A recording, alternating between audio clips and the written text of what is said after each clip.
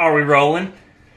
Hey guys, Jason with Awesome RT. We're in the house. And why are we in the house? Well, I did my install video of the Polk Audio DB692s and it sounds funny.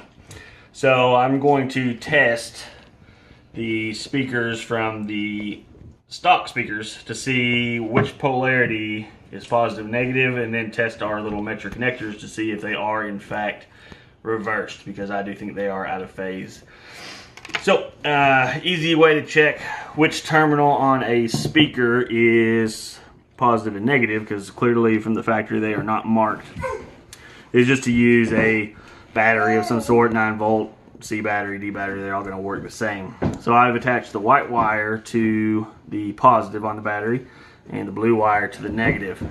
And if we look, so this way the speaker cone is going up. Kind of hard to tell maybe on the video, but as I'm tapping that, the speaker's pulling in. So that's backwards.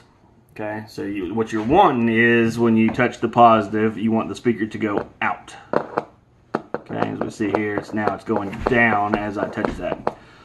So what does that tell me? That the positive is on this side, negative is on this side. So if I match up our Metra connector here and match it up to the same way the plug would be coming in, positive is over here on this side and negative is over here, which is indeed backwards.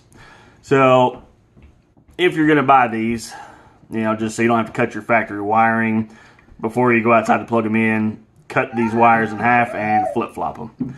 And that way when you plug it in, you're not going to run into any out-of-phase problems like I have. So that's it, guys. I'm going to go cut these and splice them the right way, and then do a sound test, and I'll let you know how it goes. Have a good day, guys.